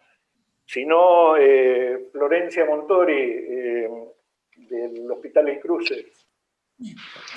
También, hola, ¿qué tal? Si tenés, sabemos que el hospital tiene una estrategia comunicacional muy importante. Sino muy, muy sintéticamente, y si hay algo que pueda ayudarnos a todos para ir incorporando en las otras organizaciones. Bien, bueno, en principio gracias por la convocatoria. Brevemente, el Hospital El Cruce es un hospital público Es un SAMIC que está compuesto por nación y provincia y se autogestiona, y tiene, en este sentido, trabaja en red. Por lo tanto, al ser de alta complejidad, el hospital no recibe demanda espontánea, sino recibe las derivaciones de los hospitales de la zona. Estamos en Florencio Varela, entonces recibe Varela, Quilmes, Berazategui y Almirante Brown. El área de comunicación del hospital nace con el hospital, por lo tanto esto nos encuentra dentro de todo bien parados. Actualmente somos 6 personas que estamos en el área de comunicación, y a partir de esta contingencia que estamos atravesando, la dirección considera al área de comunicación como estratégica y la toma a favor para poder llevar adelante distintas acciones. Me voy a enfocar en esto que con Ricardo hoy hablábamos, que es, y que todos más o menos hicieron hincapié en cómo nos manejamos con la comunicación interna y cómo nos manejamos un poco con los pacientes y la comunidad. Internamente fue lo que más se trabajó. El hospital ya tenía herramientas desarrolladas como intranet, con lo cual esta cuestión que ustedes estaban un poco hablando de la incertidumbre que generaba cuando arrancó esta cuestión en el personal de salud, fue algo que la dirección la tomó fuertemente, entonces empezamos a trabajar en cómo comunicar las diferentes acciones que el hospital iba llevando adelante. Lo que primero se trabajó fue en capacitar al personal, que era lo que más solicitaba, capacitación. Entonces usamos en esto el campus del hospital. El área de comunicación trabajó fuertemente desde intranet, potenciando esa herramienta y haciendo que la gente ingrese, teniendo un poco ahí el gancho en que ingresando al intranet estaban absolutamente todos los protocolos que también el hospital fue generando. En esto es importante rescatar que el área de comunicación trabaja desde siempre multidisciplinariamente con todas las áreas. Con lo cual esto que estoy contando es el esfuerzo de un montón. El área de comunicación la lleva adelante, pero trabajamos mucho con recursos humanos, con docencia, con infectología, en esto trabajamos todos mancomunadamente. Y el área de comunicación se puso al hombro diferentes videos, que luego, esto de que hablaban también ustedes de ventilación mecánica, protección personal y demás, también en una ligación importante que tenemos con la Universidad Nacional Arturo Jauretche, porque está muy cerca del hospital y en esto también nos dieron una gran mano. Entonces esos videos los pusimos en la plataforma virtual y se capacitó virtualmente al personal, ¿sí? En 3 semanas, 4 que llevamos de estas capacitaciones, el 75% del personal ya está capacitado. Eran los videos con alguna actividad que tenían que resolver y cómo comunicábamos al personal que esto estaba a disposición y las diferentes acciones que se iban tomando, tanto desde las capacitaciones como diferentes acciones. Implementamos un WhatsApp. Eso fue algo puntualmente que incorporamos con el COVID y funcionó excelentemente bien.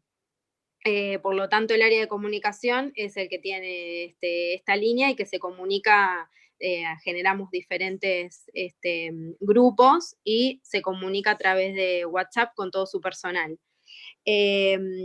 Aparte de las capacitaciones virtuales, teníamos las presenciales. Todo esto lo comunicábamos a través de todas estas vías, mail también, que siempre se implementó, y a través del centro de simulación que tiene el hospital, también se capacitaba al personal de manera presencial. Comité de crisis también implementó el hospital, reuniones de jefes,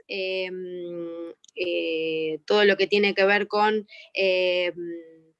comunicarle al personal todo lo que se iba implementando. Fue muy importante, bueno, todas estas acciones a partir de las TVs internas también en el comedor, se redujo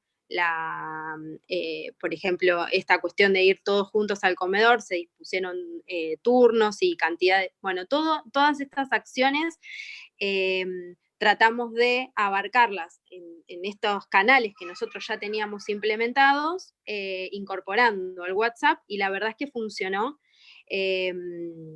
todo bastante bien, teniendo en cuenta que bueno, esto del WhatsApp fue algo de lo cual innovamos y nos fue muy bien.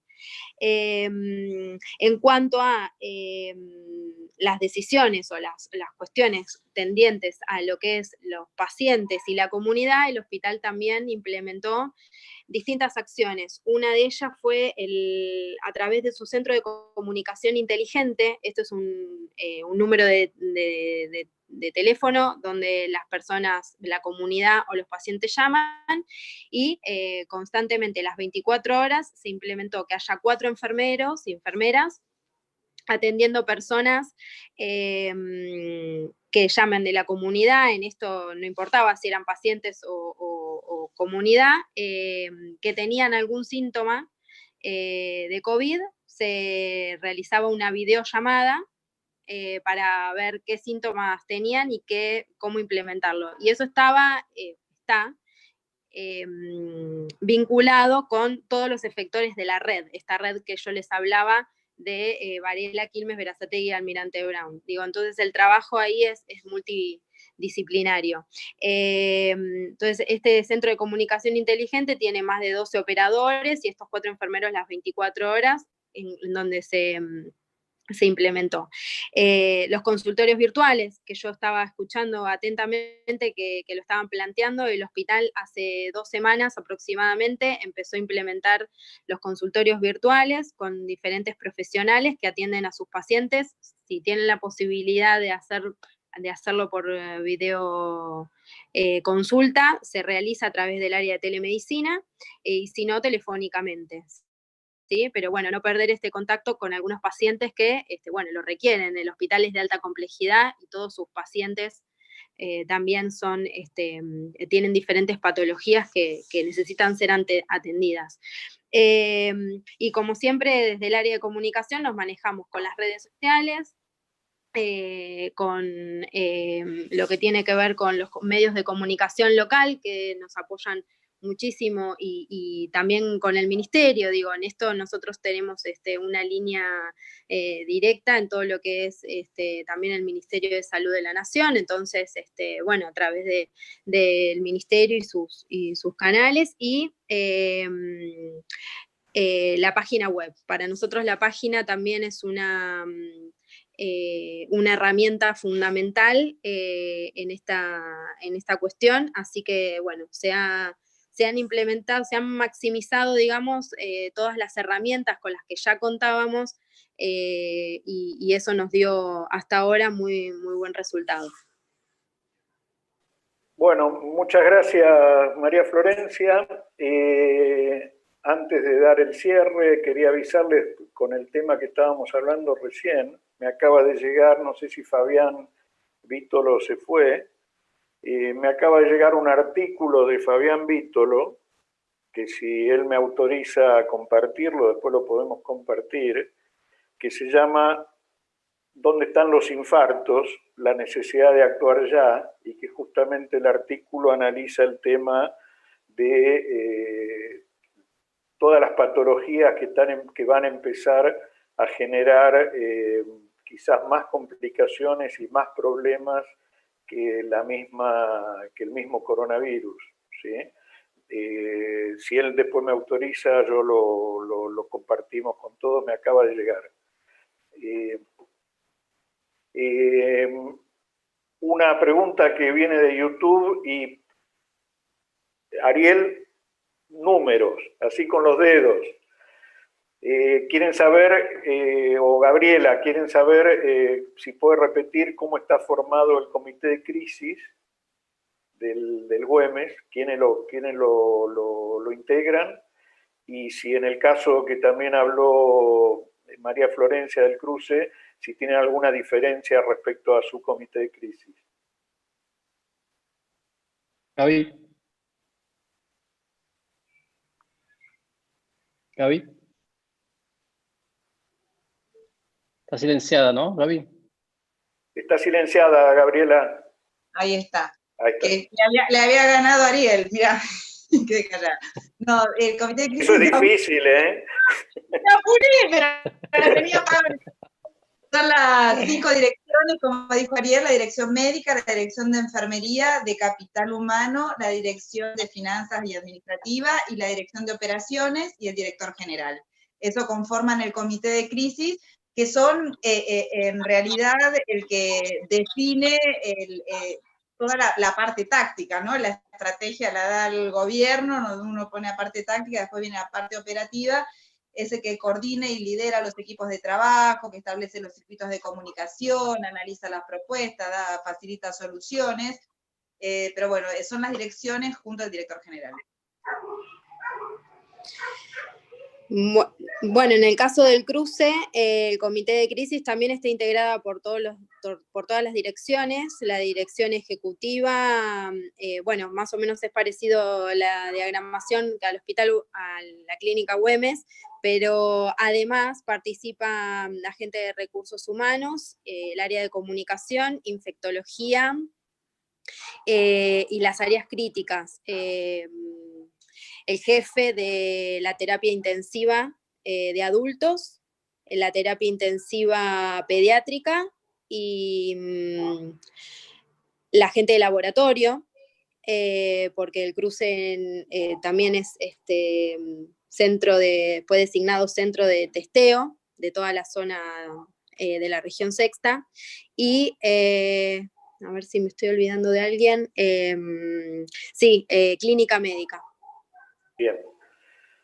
En realidad, Ricardo, el comité de crisis es, como te dije, el que determina toda la parte táctica de la acción, pero como te comentó Ariel en un principio, tenemos 5 equipos de trabajo, 5 grupos de trabajo que tienen que los lideran diferentes direcciones médicas, dependiendo de cuál es: el de insumos suministros, el de gestión de la dotación, organización de trabajo, comunicación, capacitación, y es de allí donde se articula, digamos, con el resto de los efectores, como nombraban en el Cruce. Exacto. No sé si alguien tiene alguna pregunta, si no ya vamos cerrando. Quizás yo le preguntaría, no sé si todavía está por ahí, porque ya estamos recontrapasados de tiempo, no sé si está por ahí Mariano Durlach, o se nos fue. No, no está por acá. Ah, pues Mariano Durlach pertenece a la Fundación ITAES, y él se dedica a coaching comunicacional, y quería preguntarle si alguna herramienta de ese tipo servía, pero bueno, se nos fue. No sé si alguien más tiene alguna pregunta, comentario. José, si querés dar un cierre.